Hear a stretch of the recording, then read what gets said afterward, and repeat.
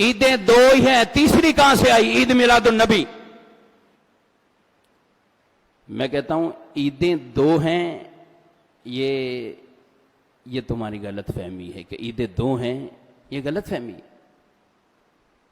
ایک دو عیدیں وہ ہیں جو نبی پاک علیہ السلام نے بطور خاص جس کے اندر نماز کو مشروع فرمایا، ایک رمضان کے بعد ایک عید الاضحیٰ، یہ بھی عید ہے۔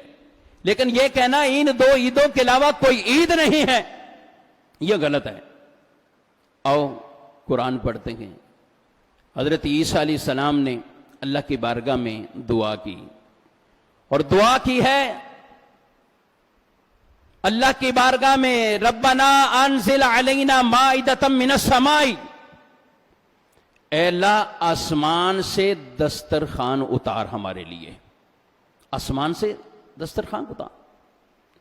اور فرمایا دعا کے اندر کہہ دے تکون لنا عیدا لاولنا وآخرنا، یا اللہ تیری یہ نعمت جب ہمیں ملے گی تو یہ دن ہمارے پہلوں کے لیے بھی عید کا دن ہوگا، ہمارے بعد والوں کے لیے بھی عید کا دن ہو جائے گا۔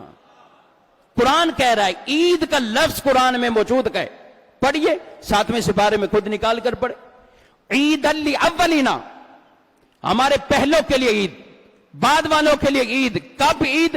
جب اے اللہ تیری نعمت دسترخوان کی ہمیں مل جائے۔ ارے ایک نعمت پر عیسیٰ علیہ السلام اسے عید کا نام دے رہے ہیں، تو پیارے مصطفیٰ تو وہ نعمت ہیں جن کے صدقے اللہ نے ہمیں ایمان عطا فرمایا، تو ہم جس دن وہ تشریف لائیں اس دن کو عید کیوں نہ بنا سکیں ہم جو کہ وہ۔ اچھا دوسری بات، مسلمان کے لیے عید جو ہے ایک دو عیدیں نہیں ہیں، ہمارے لیے عیدیں اتنی عیدیں ہیں، اتنی سال میں عیدیں ہیں، اللہ اکبر۔ نبی پاک علیہ الصلوۃ والسلام نے جمعۃ المبارک کے دن کو فرمایا، اے مسلمانوں یہ وہ دن ہے جسے اللہ نے عید کا دن بنایا ہے۔ جمعہ کیا ہے؟ عید کا دن، جمعے کو عید کا دن فرمایا گیا ہے۔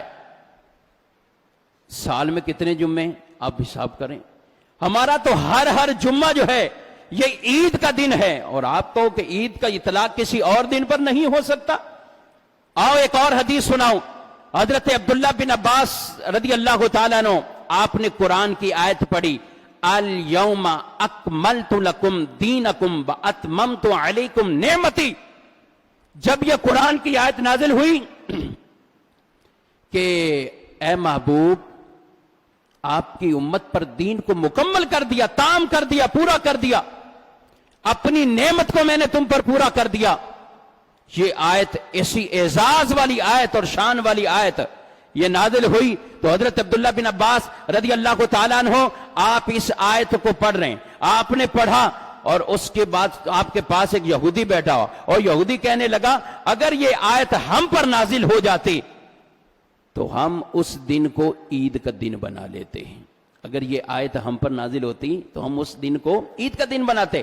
آپ سنو صحابی رسول کا جواب، عبداللہ بن عباس رضی اللہ تعالیٰ عنہ کہتے ہیں ارے تم یہ کہہ رہے ہو کہ ہم اس دن کو عید کا دن بنا لیتے، سنو جس دن یہ آیت ہم پر نازل ہوئی ہے وہ ایک عید کا دن نہیں، ہمارے لیے دو عیدوں کا دن تھا، وہ موجود وہ دو عیدوں کا دن تھا۔ کیسے؟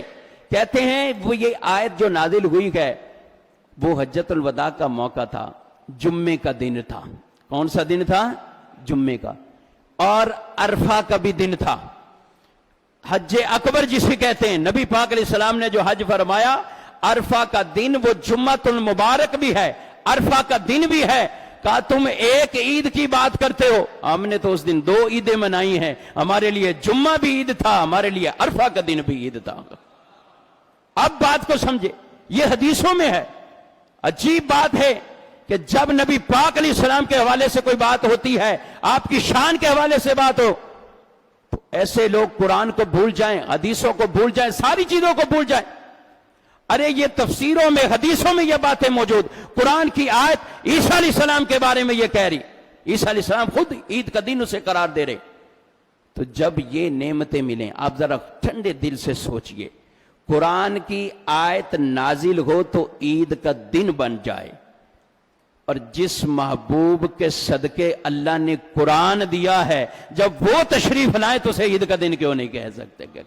بلکہ وہ تو عیدوں کی عید ہے، اگر وہ عید نہ ہو تو پھر نہ حقیقت میں کوئی ہمارے لیے عید ہوتی، نہ رمضان ہوتا، نہ پھر کچھ، بلکہ حدیث قدسی میں یہاں تک اللہ رب العالمین نے ارشاد فرما دیا، اے محبوب اگر آپ کو پیدا کرنا نہ ہوتا تو میں دنیا کو نہ بناتا، آسمان نہ بنتے، زمینیں نہ بنتی، یہ سب کچھ پوری کائنات کو سجایا گیا ہے، تو اس لیے سجایا گیا ہے کہ میرے محبوب اس دنیا